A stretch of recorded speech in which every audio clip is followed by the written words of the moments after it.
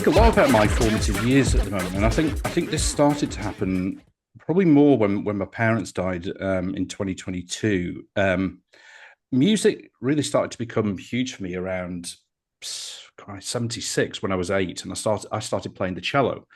Mhm. But as I kind of grew up, I did have some musical differences of opinion, let's say, as I got a bit older and started to listen to bang and thump music, as my dad used to call it. I kind of like really struggled to reconcile what I now know is like such a beautiful instrument with bands like the Ramones that were sort of changing my life at the time and Mm. really kind of pulling me in the other direction. It felt like I kind of had an alter ego. I mean, it's not a big deal in the whole scheme of things, but I devoured more and more music, and kind of bands like Killing Joke and the Opairs, Siouxsie, Minutemen, Husker too, and as I found more and more stuff through kind of mainly listening to Peel and other local radio like Steve Barker's On the Wire and Tony Michaelides on Piccadilly, or just taking a chance based on really whether I like the sleeve or not. Yeah. I started to get into more of the kind of avant-garde, sort of off-kilter, skrunky, stuff like Neubauten and Alien Sex Fiend, Bush Tetras, Butthole Surfers, stuff like that. And then there was really like kind of like another lightbox moment with Tackhead around about sort of 86. And I think Oh, that yeah. was before sort of Public Enemy came along, Yeah. and changed things Yeah. again. There was also another band who completely sort of flummoxed, intrigued and excited me, and that was Fini Tribe. There was like the underground, and then there was Fini Tribe. I had no idea how to describe them. They didn't sound like anybody else. I didn't know much about them. I didn't know what they looked like, and I had no idea what to expect. Mm. With the releases, and of course, like then as now, we sort of lived in this kind of age of genre obsession. So the Finnish Tribe were real Yeah. genre party poopers.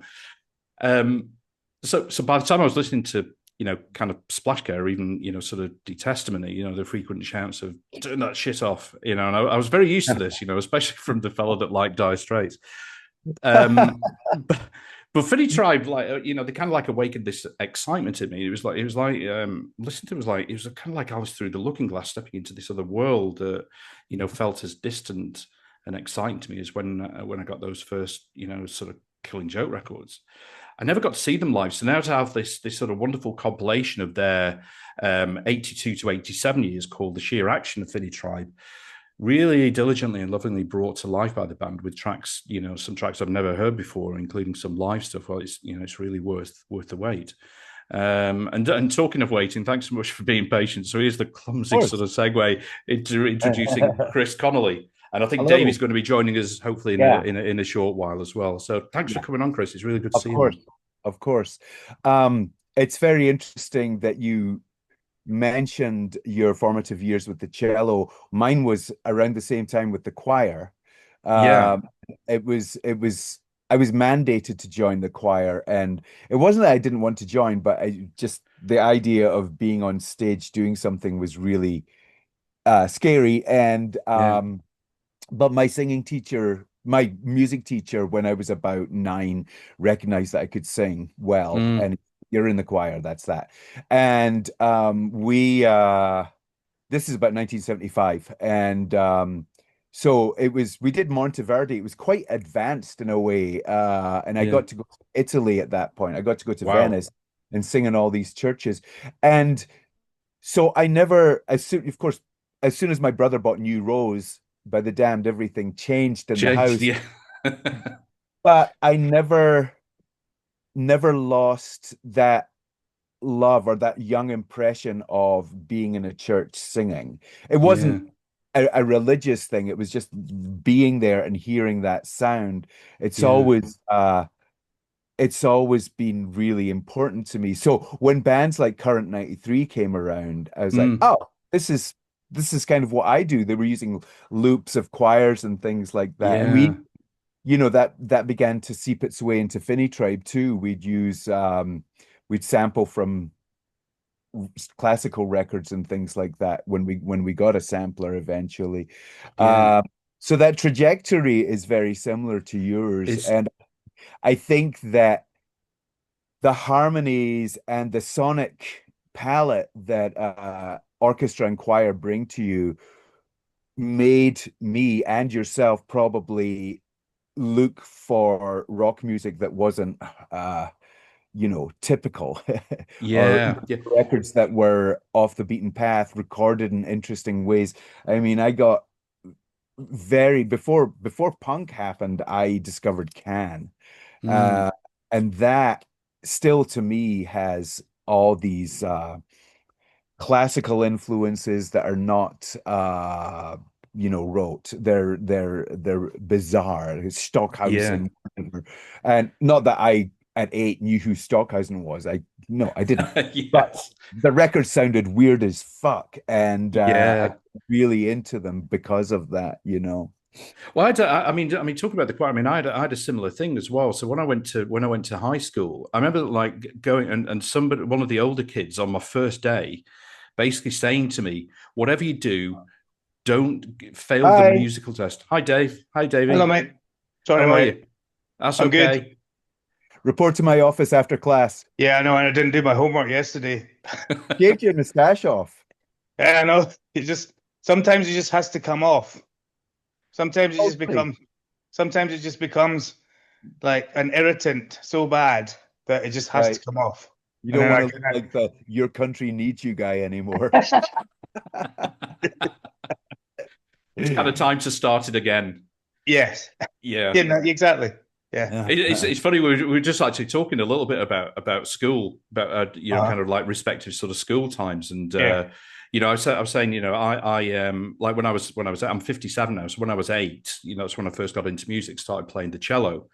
Yeah. So we were just kind of talking about that kind of classical stuff, and kind of Chris was just talking about his time in the choir, and I had a similar thing. So when I went to high school, this sort of older kid said one of the first things he sort of said to me was, "Whatever you do, don't get into the choir." Fail the test because the music teacher is a brute, and he really was a brute. So of course, like a complete doofus, I got into the choir, and it Yeah. was it was I mean, I've got to be grateful for so many things, but the teacher was awful. I mean, he was brutal. I saw him like he was like playing the piano. He'd wrap the lid down on kids' knuckles while they Yeah. were playing and shit like that.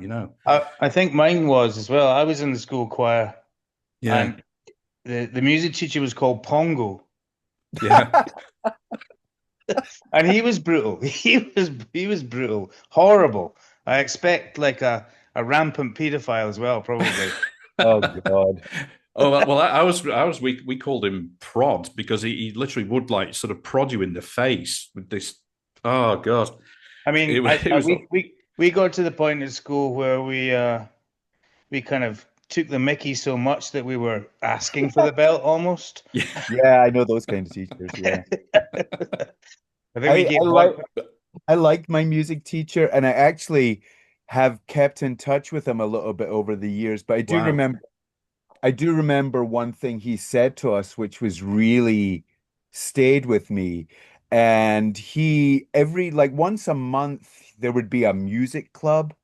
And he would invite us to bring in a record from home and play a song from it. Oh yeah. Wow. Remember what I brought in? It was "Oh Bondage Up Yours" by X-Ray Spec.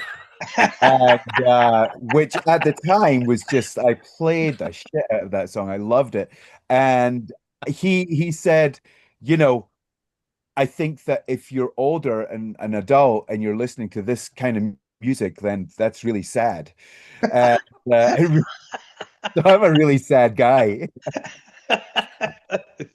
But he tolerated it, and he didn't fly off the handle or anything like that. He was like, well, yeah, this is I remember that like talking about that sort of weird and wonderful, that sort of kind of skrunky music. I remember going to a school house party, at somebody's house when I was maybe about 16 or so, and there were kind of two kids. There was me and my best mate who were both into the same sort of music, and we were real sort of outliers.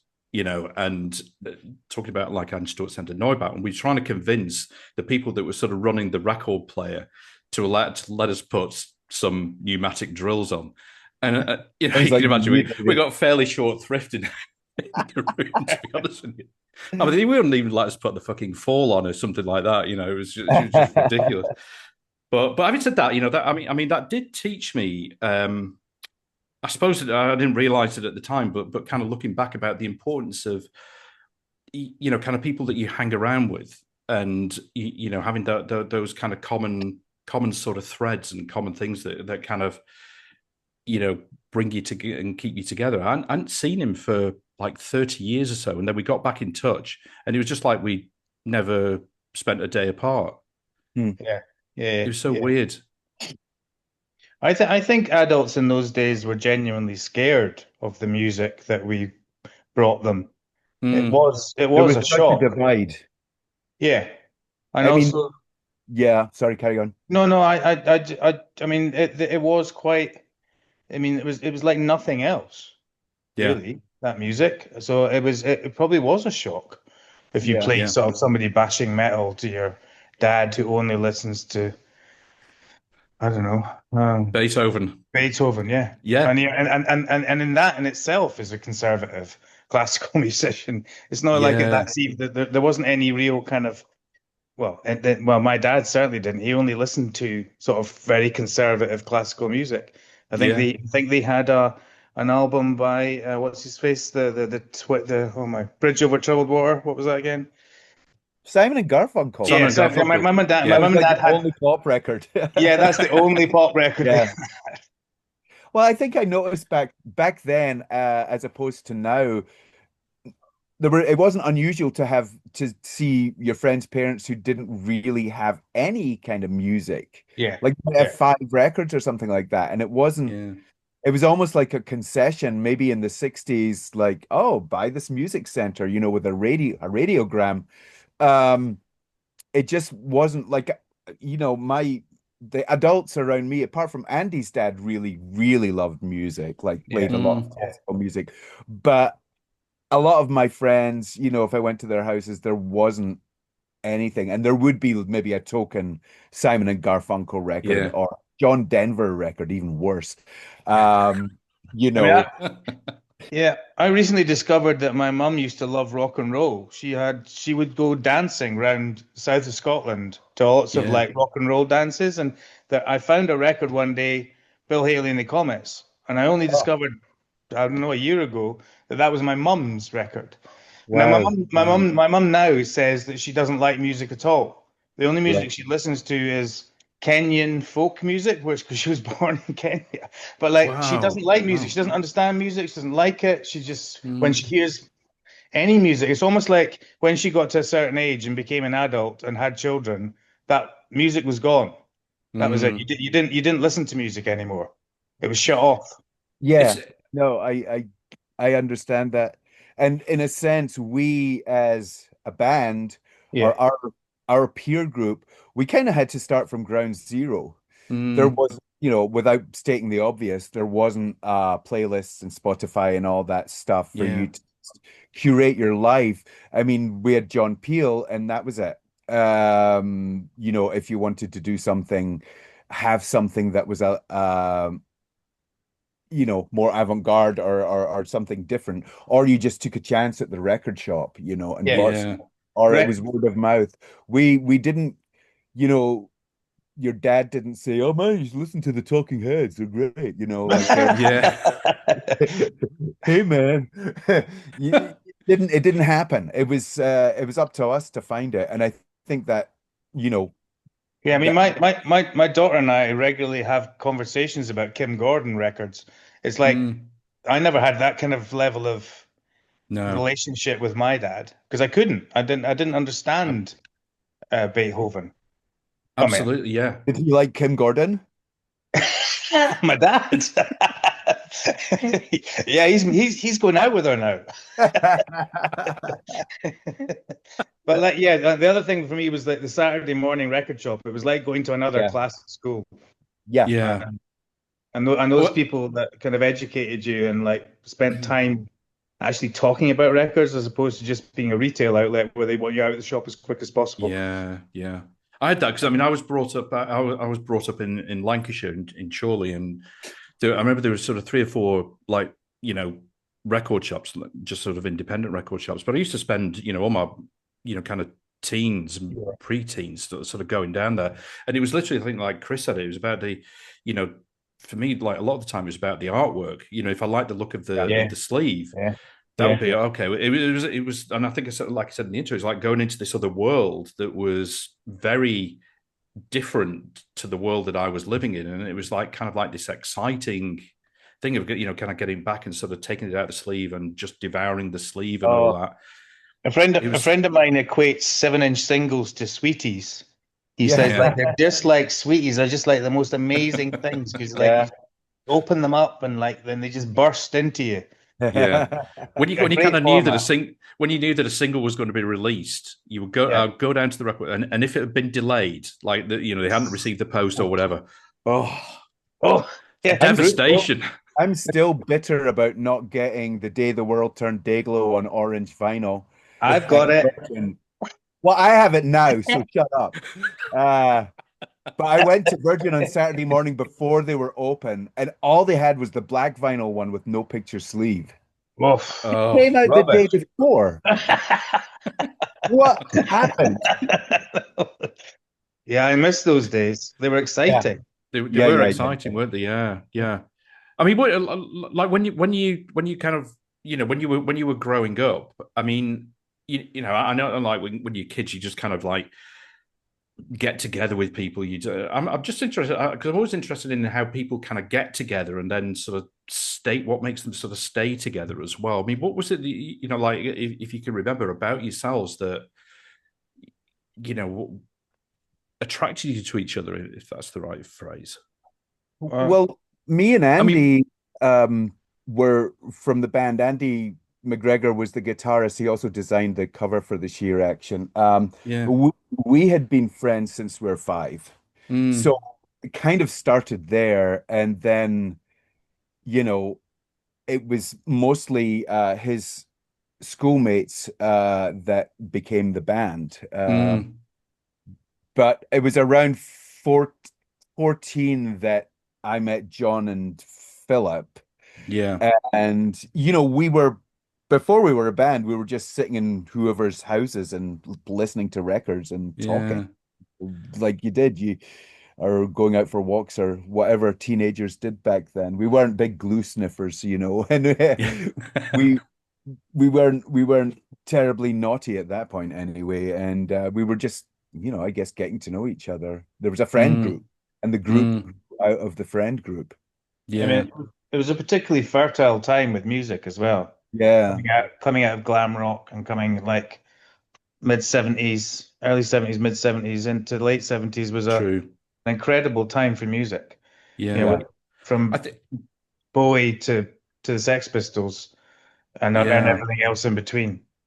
I mean, I don't think I realized it at the time about how fertile it was, until later. It was just kind of because you're living it. It's like, that's what it is, But then you kind of like experience other decades, and I look back now and I think like the 80s was maybe there's a bit of nostalgia. I don't know. It's hard, but there's it felt like there was so much good stuff happening. There was, and it's still there, and it's still relevant. But I think we were lucky. I mean, my friend around the corner from me, we both seemed to like music, so that's how our friendship began, was talking about music. Yeah. And then we met Ali, Chris. And Ali didn't live near us, but somehow we got to know Ali, possibly through the visitors. And then that friendship just got stronger and stronger because of music. I mean, one of the major music and art, I suppose. Yeah.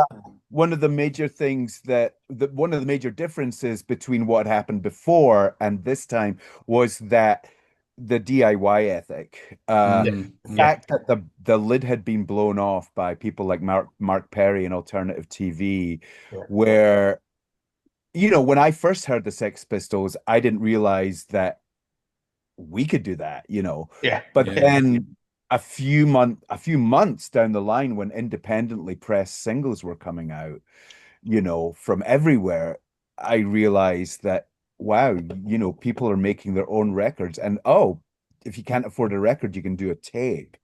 Yeah. We were consumers of that. We would buy the records, we'd buy the cassettes, and word of mouth.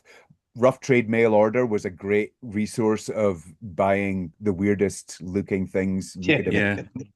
have. That was important for us because suddenly rock and roll wasn't on a pedestal, and suddenly Yeah. rock and roll didn't have to be rock and roll anymore. It didn't have to be like that. It didn't have to be a major label fund Mm. your project.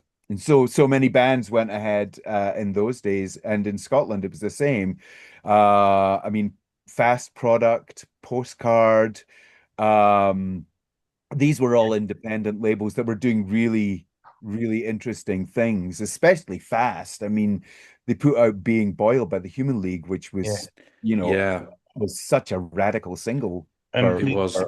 I mean, some of the things they put out weren't even records. right, They released right. pieces of paper. Yeah, they did. And they released bags with orange peel in them. Yeah. So it kind of said, "Oh, okay." And I guess our minds must have been open enough to go, "I like that." Yeah. Yeah. I mean, did like a band, for example, like Crass, that were what they were doing? Did that have any kind of because I mean, talking about DIY, I mean, and linking in with their artwork as well, which was very sort of G's art, very kind of collagey and sort of cut out. Did they have any kind of influence?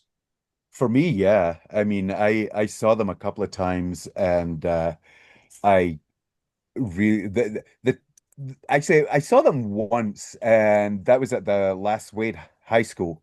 Oh, And really? yeah. And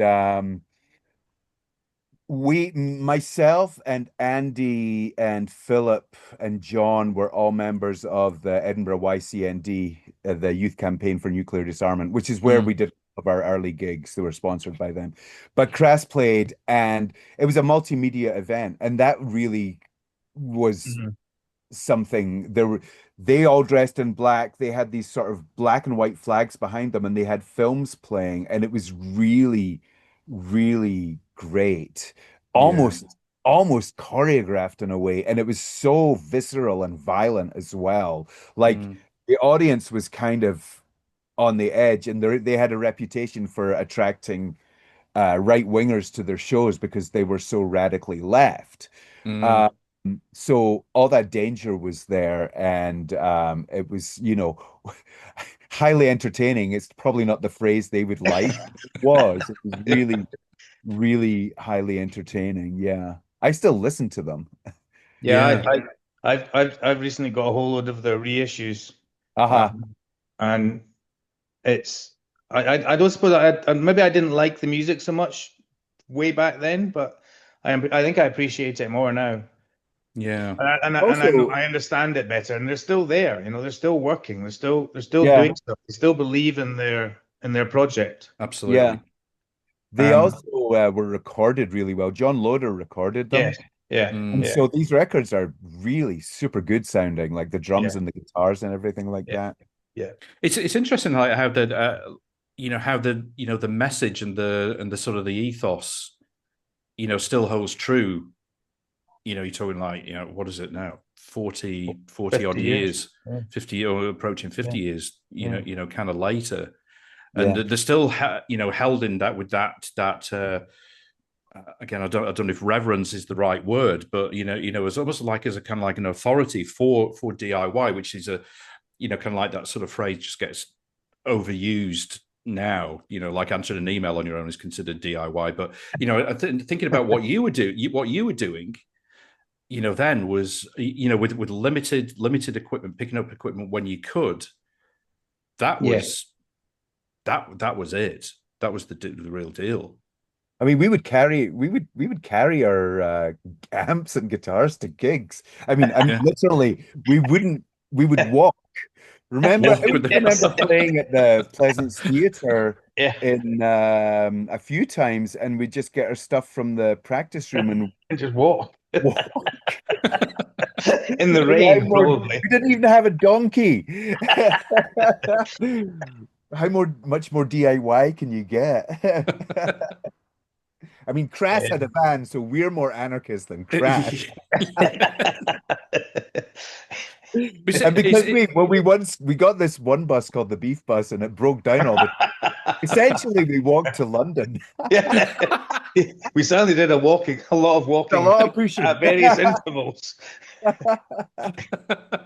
Yeah, I mean, we actually we kind of worked really relentlessly hard. Yeah. I mean, Yeah. much as it's funny and DIY is kind of a nice thing to talk about, it was hard work. We had to work hard. It was. It It was. wasn't, we had no record deal. Nobody was ever interested in signing us. Yeah. So it's like, you know, we had to do it. And we were, I mean, it was almost like a kind of, we were compelled to do it.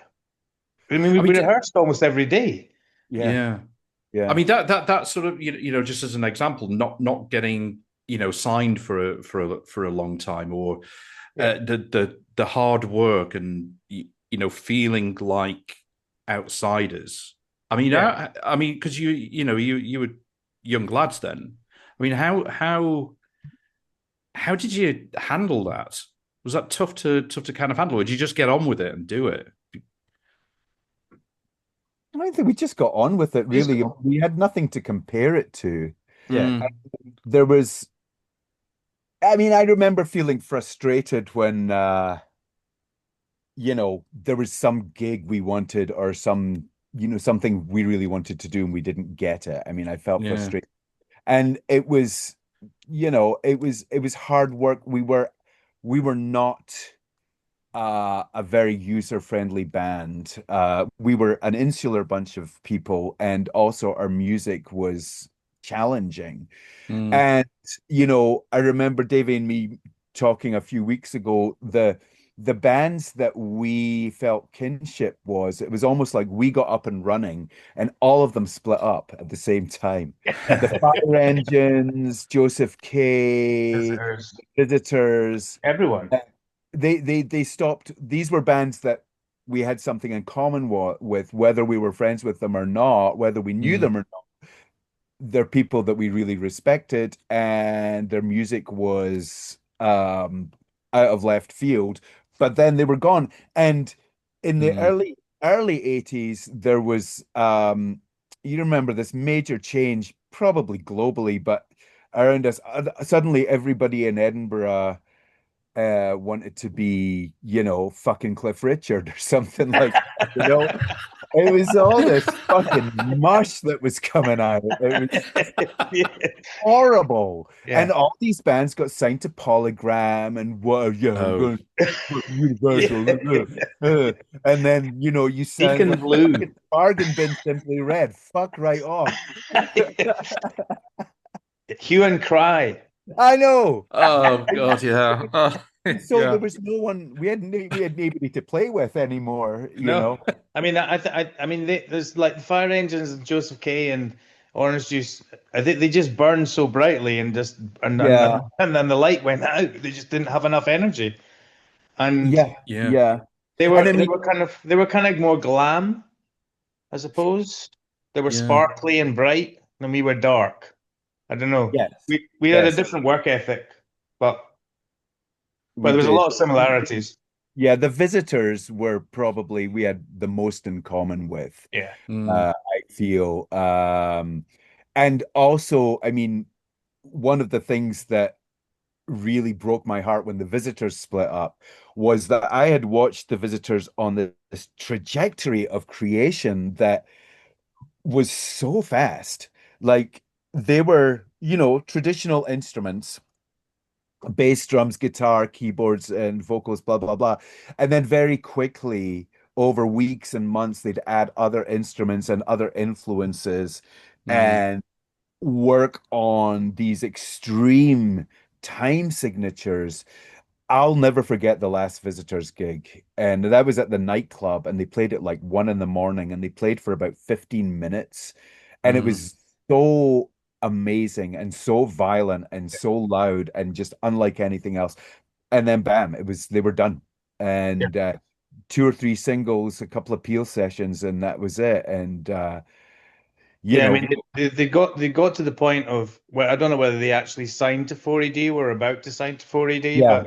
but they were going to be that kind of band that had a longer life and a longer pathway, but it just Mm. didn't happen. And and for me, looking back at it, it's a very special moment. I'm glad they don't make, coffee table albums now. Yeah, Yeah. yeah, Do you know? yeah. Do you know? Actually, I mean, there was another band. Who were more kind of indie. I think they were from Edinburgh. The Shop Assistants. I don't know if you Oh remember yeah, Oh yeah, them. yeah, yeah, yeah. Yeah, and I because Davie, I was saying to Chris earlier that I kind of like the band that changed my life was the Ramones, and there's obviously a bit of a kind of Yeah. like they played that kind of style, and I loved them. I saw them, must have seen them 3 or 4 times on the student circuit between sort of 86, 87. Yeah. They were another band that kind of burned for just such a short time, and then and then and they then they were signed to gone. CBS, and the label probably fucked them up.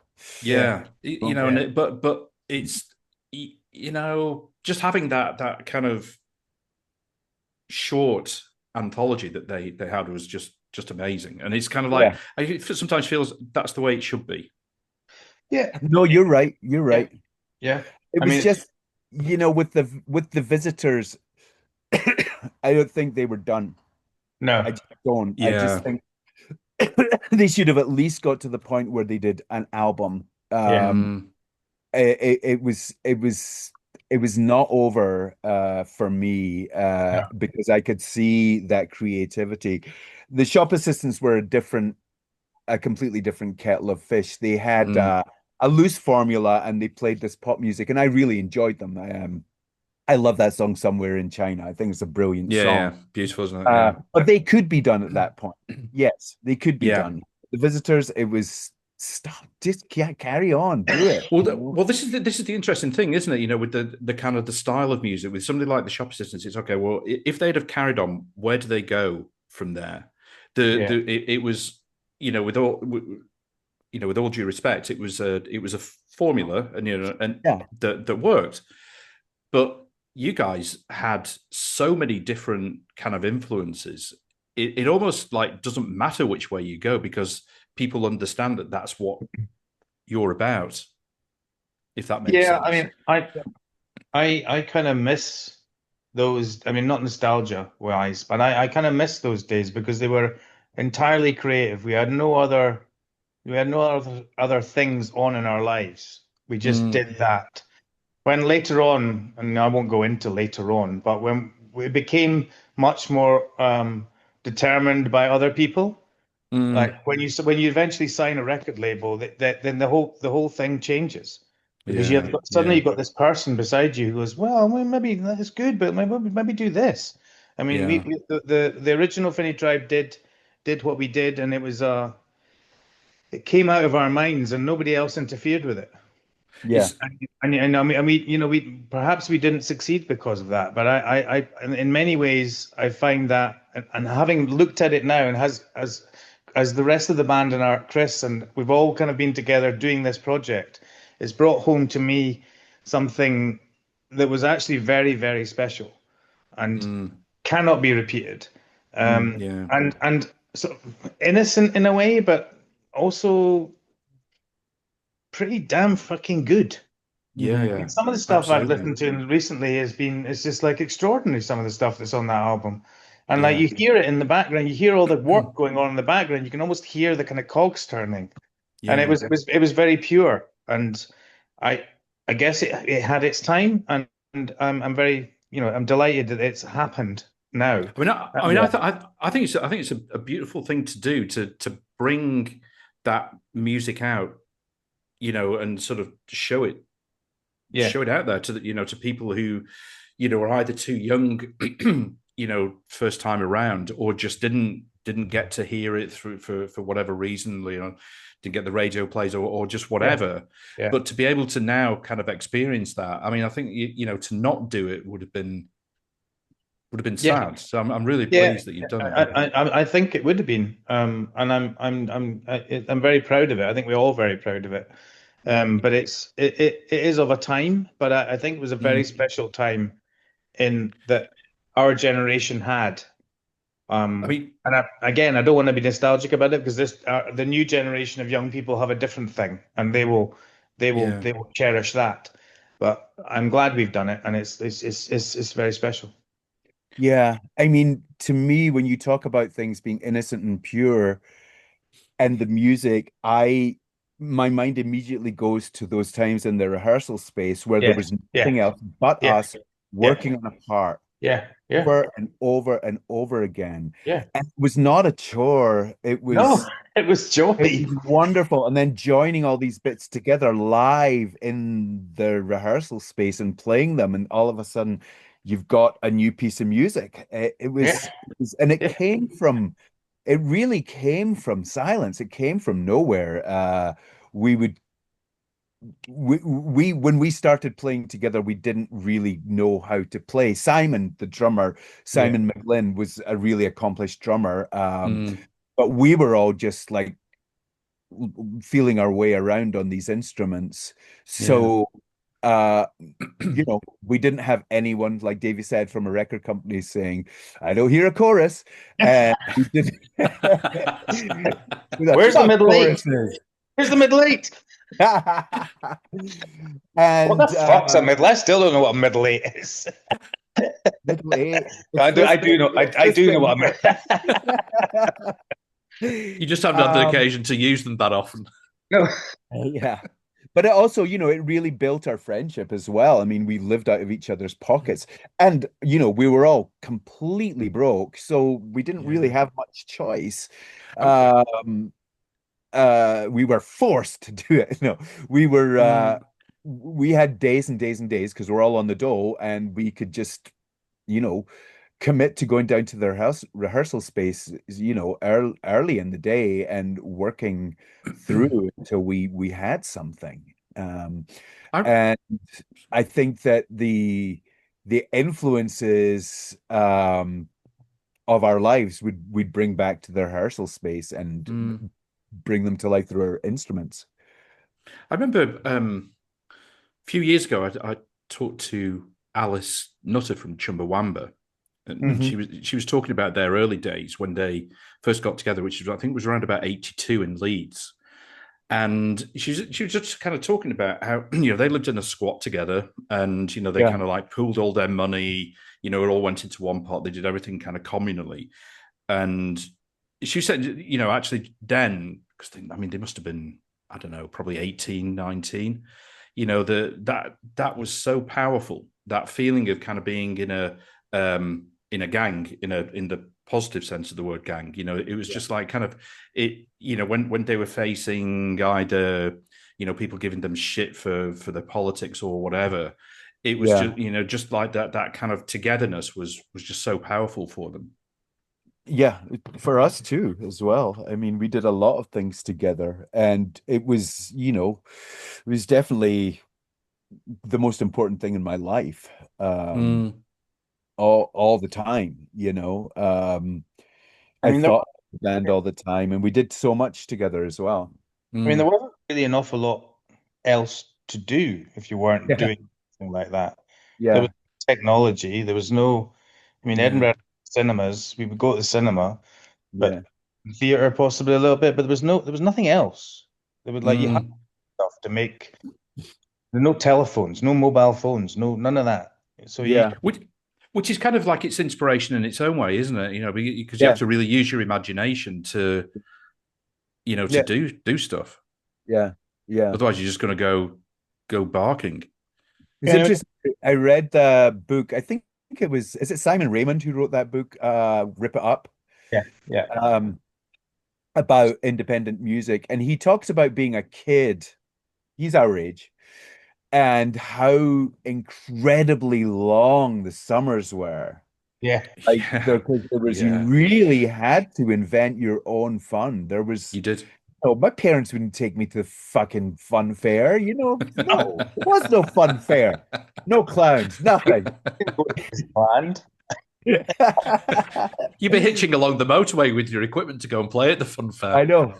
We were, basically you're turfed out of your house by your mum at 9 in the morning, like get Yeah. away from under my feet and go do something, go find something to do, go throw stones at a bus or something. But we filled that time. We did fill that time, and with the Finny tribe as well. I mean, I remember right 1984. How much time in 1984 we spent just walking around? Yeah. Long walks in the countryside, long walks Yeah, and just talking. But all just sort of help with ideas though, right? Don't they? it did. And I mean, I remember one of the guys, I think it was Evan from Pop Wallpaper, who lived on the other side of Edinburgh, would and could have the time to walk all the way from where he is to this bakery on the south side on Clark Street, where they had these particular biscuits that were cheaper than anywhere else. And he would spend 4 hours a week doing that because he could. Yeah. Philip as well, he would like go way out of his way to get cheap vegetables and stuff like that. Love these I just stole them. weeks. With the some of the art as well, and the kind of some of the sort of performance art that you kind of got into as well. I mean, I think that is, I was thinking about that performance by The Fall on the Old Grey Whistle Test. Remember with Michael Clarke? Yeah. Oh yeah. When they did that, and that was, and then I think they did the the full production, didn't they? Of Yes. Curious Orange, wasn't it? I think, Curious and Orange. and I just thought that was so wild. Doing, bringing in that performance, that art element into a kind of live show was so like, yeah, it was just sort of so wild. It felt like it hadn't really been done before. It probably had, but at that time, I mean, what was your kind of thinking of getting into that? We wanted to do, I mean, it started when we always wanted to stick out. We wanted to bring something to the stage that was different and not just us playing our instruments. Mm. So we sort of started by using films, and remember, we had no money. So I remember curating slides for a slideshow or one of our Murray House gigs, and they were just like family photos. Like Simon's granddad, just to have something. And it grew out of that. It grew out of wanting to do something. And I mean, we've always been exposed to really innovative art because we live in Edinburgh. It's always around us, and it was always like that's something we'd do for free when we were on the dole. We'll go and walk around the Gallery of Modern Art. And Andy went to Glasgow College of Art, and he's always been very artistic and very aesthetic in that way. So he's always had my ear since we were kids about whether it was performance art or film or whatever. We needed to bring that into our music. And when we got an upgrade to a sampler, suddenly our horizons opened a lot more. There could be a lot more dynamic in the music. It wasn't just the sound of strings and drums and voice and whatever else we had lying around. We could bring other sounds into it. And because of that dynamic, it brought other visual concepts into it without wanting to sound too pretentious. It freed up our hands. So we could do things while John would take care of the sound part. We could actually move around the stage and do things. I think that's essentially where it came from. And that's when we started to basically choreograph our live shows and curate them with images, sculptures, that we'd make and paintings and things like that. We kind of also partly came through our collective sense of humor. We spent so much time together discussing things, talking about and the books we read Yeah. the exhibitions we saw and maybe the theatre shows we went to see. Actually, the show that you talk about with Michael Clark actually did a theatre run in Edinburgh. Okay. The fall Michael Clark did a week or 2 weeks even at the King's Theatre. So it was a massive thing. And there was lots of people we knew who were involved in theatre, in fashion, in all sorts of things. Who same kind of work ethic. And I guess there was a little bit of like, well, we've done the guitar thing. What do we pick up next? Yeah. It didn't seem radical to us in the sense like, guys, let's change it up completely. It was natural for us to do that. And I mean, there was people around that had done similar sort of things. I mean, before Throbbing Gristle, there was Come Transmissions, which was completely performance art based. And there was also the Gamelin Ensemble, who used performance and sound. It was not it didn't seem impossible to do. I guess and then doing it, and then maybe it was a bit impossible. We got into all sorts of trouble. But that's, I mean, that kind of looking back at that and what that's left. I mean, I think that's just amazing. I mean, it really kind of like sticks in your mind. That's what you did. That's what you're about. I mean, talking about like the fall one with Michael Clark. I remember seeing that on the telly, and after they'd finished it, Mark Allen, and do you remember Mark Allen, who was one of the presenters there, kind of looking completely flummoxed by it. Yeah. Often thinking, I'm not sure what happened there, but I thought it was just sort of genius. It was like the band was just almost like secondary. It was the dancers at the front, and I think just a really kind of good way to, possibly sort of bring a new audience to the band and for the music. I don't know. It went to a real extreme of when Jimmy Percy started to do contemporary dance. What? Jimmy Percy performed on television doing a contemporary dance. Look it up for him. It'll be there. I've got to look that up now. But, I really actually love that. That's brilliant. That's like being John Malkovich, Yes. Like I'm going to be a puppeteer, I remember in that great autumn of 1984, that's when we went to, I think all of us went to see Test Department play at the Leith bus depot. They played at an old bus depot, and they played in the middle with everybody standing around, and there was no light show. It was just them and scrap metal.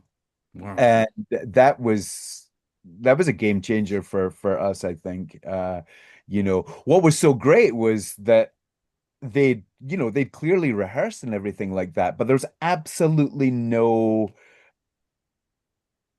instruments there. It was stuff they'd found. It was even more punk rock than Crass. They brought garbage to life. They brought rubbish to life, scraps that no one else wanted.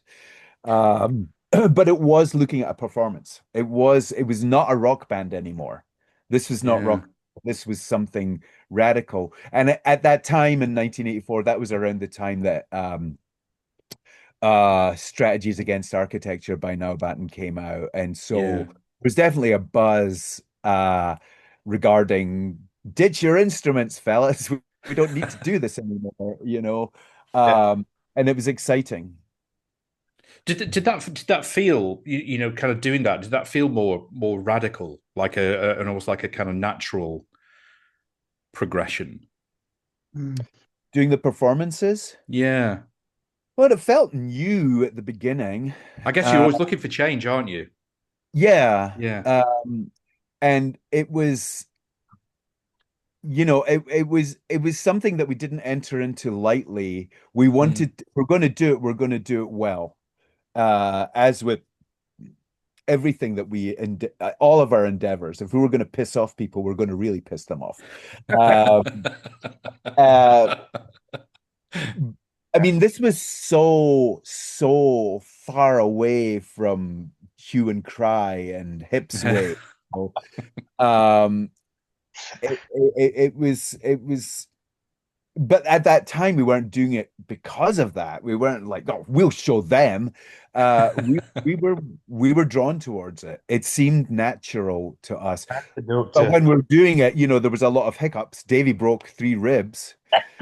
Oh shit! Wow. Yeah. Yeah, yeah, well, anyway, we had to roll off his plank wrapped in plastic and unroll ourselves, and Davey fell off the plank Oh and shit! broke his rib, so we had to cancel. We had to postpone the show for a bit till he got better. Um, But it was, yeah. I mean, it Wow. was, it was maybe in part a response to all the mediocre stuff that was abound. Mm. yeah, I mean, we were. It was horrific to have come out of post-punk and Test Department and Neubauten and all these things, and then all of a sudden, the working class lads in Scotland became hue and cry and hipsby, and kind Yeah. of went back to something fucking retarded. yeah, Yeah. Yeah. yeah, Yeah. And the record business was huge at that point. They were all, there was loads of money. They yeah. wanted, so people kind of changed their clothes and became soul brothers. How did, Mm. People were desperate to sign to major labels. You know, it was a notch in your bedpost, if you like, if you got signed. even Uh, we even we see a few major labels. okay, yeah, they loved us. Yeah. Arrest, Um, they were the rest. but to your point, when we did the performances, we were not doing it to deliberately shock. No. Yeah. We and if you look at the photos on the album cover, they're really beautiful. Yeah. It's a very well composed stage. It's a very aesthetic stage with the depth and the dynamic that the music had at that time. And we were trying to do something different. We weren't trying to shock. We weren't trying to, and at the same time, we weren't trying to sign to a major label, clearly. Um, we were doing our thing like we'd always done. Um, and some of the music from that time, like Detestimony and Mm. Thoughtful Hearts, they're gorgeous songs, you know. They're Absolutely. different from what we did before, but it was definitely the Fini tribe, you know. It was no one else. We weren't trying Yeah. to, you know, Because do again, like I mean, Detest Me was part of a longer piece, right? About sort of 15-minute, yeah, yeah. sort of performance as well. Sadly, I couldn't find a good enough copy of that long piece Yeah. to but we did end up chopping up most of it and it became other pieces of Other music. pieces of music. Yeah. I mean, can you imagine if we'd gone into a major label with a 15-minute 15 piece of minutes. Do you know it's funny? It's funny actually. I spoke to this like a band. The band themselves are sort of quite new, but the musicians who've been around a little bit, and they said this is what it's like now. They basically had their first single, which I think was about 5 minutes long, 4 minutes, just between 4 and 5 minutes, and the introduction before any vocals comes in is about after about 1.5 minutes. But And you can't. there was a production who said that we're not going to review it. The intro's too long. God, Yeah, we used to Fuck. like shit all the time. radio wouldn't play that now either. Yeah, You they never would. I mean, I was actually really pleased with The Cure when that single that came out right before their last album. It goes on for about 3 minutes before Robert Smith starts singing. Yeah. I'm like, good for you. I mean, Yeah. I wasn't crazy about it. It was nice, but I liked that they did that, you know. he's But he's still a warrior for that kind of thing. I know, yeah, He is. yeah. Yeah. Yeah. He's Um, for it. but yeah, it's crazy. I mean, the amount of for such a so-called radical part of culture, how Yeah. boring boring and conservative it is. Yeah. I've had company meetings recently where they say like you need to take that 30-second intro out. It needs to come in after 10 seconds. Yeah, well, you need to see a dentist. And it's like because they won't play it. They won't play it. Like the producer will just bin it. And it's like, oh fuck the producer. I mean, radio doesn't matter anymore now anyway. No, it doesn't. Yeah. Talking about radio actually, because obviously, kind of Peel was important to you, but also there was some. I was listening to. I don't know if you heard of him, Steve Barker from On the Wire. Oh, yeah. So that was Radio Lancashire. I whenever I could, unless my mum and dad dragged me out of the house on a Sunday afternoon, that 2 till 5 was another thing that I used to kind of get some like amazing. So I think that's like where I first heard like Sonic Youth, where I first heard Tackhead, that really kind of wild stuff that was being played. I mean, and he did a show until very recently, did he not? He's still doing it, but it's all on Mixcloud because he basically Radio Lancashire turfed him out. Yeah, after God knows how many years. We tolerated him for a very long time because he was one of the only people left who was even remotely doing anything like it. Yeah. And that was. He didn't have a producer who said, no, we can't play that today. That's not going to work. I mean, even Radio 6 now has become just a joke. It's like it's sort of Radio 6 dads who like listening to Oasis tracks. Yeah. I mean, NTS radio is good, but it's hard to find a way of having your music played now, if it's anything other than dross. Well, I mean, from what I've heard, getting onto Radio 6, getting onto their playlist is like, it's impossible. Slightly boring fact, but you need a 6-week point of time to get an appointment to see Lauren Laverne's producer to get your track on Radio 6 nowadays. Oh, fuck that shit. I mean, nothing's changed. It was like that in the old days. We lucked out with John Peel. But yeah, there was, I tell you what, when I first came to America, and I have no idea how big college radio is now, but getting onto college radio was easy. Yeah, it was huge. Oh, great. Cool. And they'd have a very low wattage area that they broadcast to. Some were bigger than others. Some were really, really big. But if you got like even 10 college radio DJs across the country playing your stuff, you could play gigs there. You would have, it was great. College radio was really amazing. One of the first things that happened to me when I came here, a friend of mine picked me up in a van from the airport. And he was listening to the radio, and I didn't know what college radio was. He was listening to the radio, and the DJ was playing Nurse with Wound and some weird speech at the same time. And this was at 4 PM. And I was like, I thought that this is like, BBC Radio 1. This is what they do over here. These people are insane. But it was a station called WZRD, which operates on the north side of Chicago. And they would play the most bizarre of the bizarre. I've been on the shows a few times myself. Yeah. And if you wanted to come on the show and play live and do something really weird, come on, come down, do it. It'll be great. Yeah. But in Britain, having left the Fini tribe, it was like, don't even knock on that person's door. Oh. They're going to tell you to fuck off, though. It's come back in 10 years. I'm really busy. Cliff Richard, fuck off. They're so fucking precious. It just drove us insane. So we started going down to major labels. I remember going into Arista with a tape of us bashing metal. We just started fucking with them, because it's like, why not? We wanted to go to London anyway. Just get on the bus, spend all night on the bus, and then go straight to a record label. Yeah. Get kicked out after 2 minutes. Oh, yeah. It's like, okay, we've got the day free now. So where do you think you're gonna go with this music? Do you see yourselves being on top of the pops with this? Shut up. Yeah. this kind of like idea of genres as well, which I always think has been sort of put in place by the industry to help it. It makes it easier to market, but also it's like kind of keeping a lid on keeping people in their lane. People who shouldn't be kind of playing hip hop music, people who shouldn't be playing rock music, and all that sort of stuff. Right. But like you guys really kind of, very much broke that apart. You couldn't put you in any sort of box.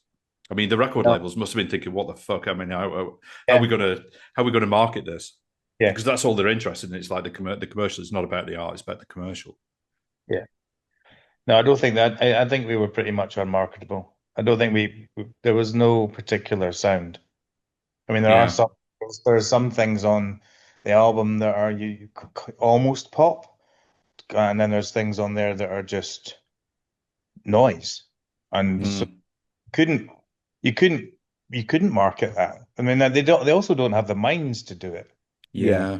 They're not really that. They don't really have that much imagination. People who work in record companies. They'll bring it down to a lowest common denominator, and we've seen bands that have started off slightly radical, get signed to major labels, and then basically the major label just reverse engineers the band and rebuilds it as what they want. And oftentimes that's what the band wants, and that's fine. But one of the things we noticed in the 80s was the slick sound of the 80s did not translate to a live situation, not on an indie level at all. You have these bands that got these insane producers to make their records, then they go out and play live, and the technology wasn't there to support it, so they sounded really kind of lukewarm. And I think back then, technology, because it was so much in its infancy, really hurt a lot of bands. They couldn't hold their own because they couldn't leave the studio with that sound. So if the band wasn't big, if the band wasn't selling tons of records and on the radio, you'd have to tour, and you'd have to just sort of, until the technology was there a couple of years later, you'd have to just wait until you were dropped by that major label. And that happened all the time. I can't remember of an example, but there are examples of bands who just really bit it and went for it with major labels, and it was just horrible, what happened to them. Simple Minds, probably. Yeah, that was more of a, I feel like the Simple Minds were more of it was a build to that. It was a build to that. It was. There were so many bands. Though I do like their pop stuff, Scritti Politti, what a change. Went from being like,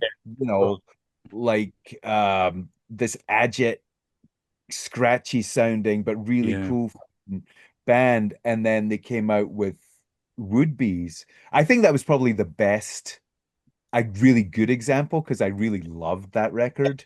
Yeah, they did it. Shit out of that one. We loved that, it worked well. But that's just a good example of a band relinquishing indie credentials and embracing a producer Fire Engines as well, when they turned into Win, though I really loved Win as well, but they totally about-faced and changed from being this scratchy sounding indie band into contenders, dark contenders. It's funny, isn't it? Like when on a kind of parallel about when other people or a thing becomes almost institutionalized in a way, how it changes. And what I'm thinking of is it's a parallel. It's kind of related to me. It's like I was talking to Segs from the Ruts. He was talking about the Rock Against Racism movement.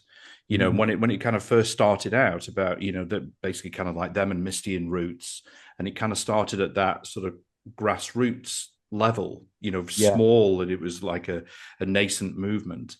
And then it got bigger. Other people got involved. They bring in their own agendas and directions that of travel that they think the movement should go in. And he said it just became a mess, and it just became like these kind of, sort of like these sort of white people sort of coming in telling people what they needed to do about racism. He said it just kind of lost it. And it's kind of interesting. Theme white people telling black people what they need to do and what needs to happen for them to not suffer oppression anymore. Your point. I mean, one of the I think it's Penny Rambo from Crass was the guy who started Glastonbury or Stonehenge, and I mean, what's Glastonbury become? Yes, Is it Hawkwind anymore? Is it that kind of thing? No, it's become something else. But it started off as a very radical idea in the 60s, Yeah. So with how are we all feeling now that the record is out there? I sort of really rich. Where when do we start the next one? Yeah. Yes. That's what's kind of made me, whether that's an actuality or not, that's how it's made me feel. Is like, okay. What do we do next? What do we do next? Same here. Yeah. And I'm not being kind of like nostalgic again. It's like it was a very real feeling when we were all together, the last couple of weeks, and it's also sorry, carry on. It's sustained. I mean, what that is, I don't know, but it's a strong feeling. Yeah, I mean, I think that because we're friends and because we did something back then that was so radical for us, we know it wasn't just, I mean, that's who we are as people, So yeah, what's next? That's exactly the feeling I have. I'm completely disinterested in everything else in my life. Everything else is shite. I just quit my job and signed on. I'm going to do the same. Fuck that. Yeah. This is excellent. I mean, it's interesting. Like, so I mentioned at the start, and I played the cello, and I kind of gave it up when I did all my exams and gave it up when I was like 16 or 17. And then it was when my parents were coming to the end of their life that I kind of, it felt like there was some unfinished business, and I bought myself a new one.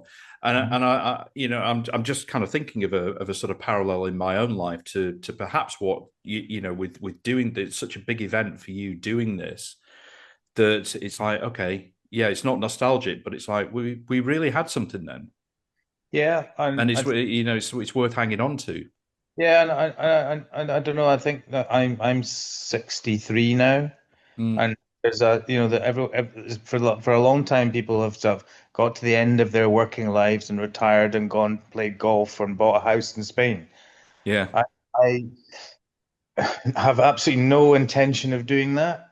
I want to use this time, or maybe use this time, or think about using this time for something more creative again, because the idea of that kind of construct of retirement and then you sort of die is quite alien to me. And I think we have a time now to do things again that are crucial and with our imaginations, because why not? What else? Absolutely. I mean, you can, because we're involved in making records, and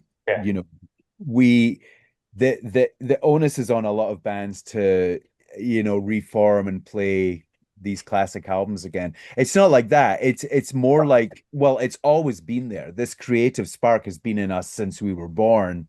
I think that doing this record has reminded us, certainly me, when you listen under a microscope to what we were doing and what we came up with and say, how did we come up with that? It's like, well, we did.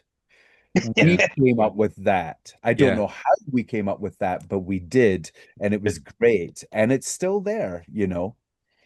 I don't. when it comes to music and creativity, I don't feel any age at all. It's just, Yeah. The mindset is the same as when I was like 3 or 4. It's always going to be there, and it's always exciting and always fun. Yeah. That feels like a good time to call it a day. Yeah.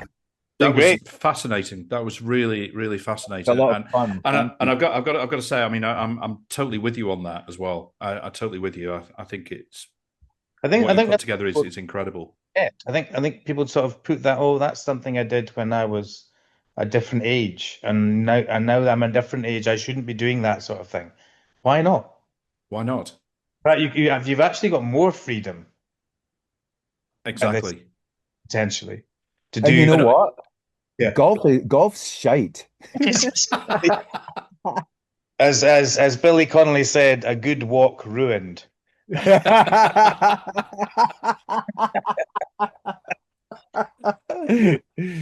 So yeah, I mean there's endless. Anyway, but that, I mean, thank you so much, Giles. That was yeah, that was really, really fun. Oh, pleasure. Honestly, I can't thank you enough. It's been great. Really great. Thank you. Appreciate it.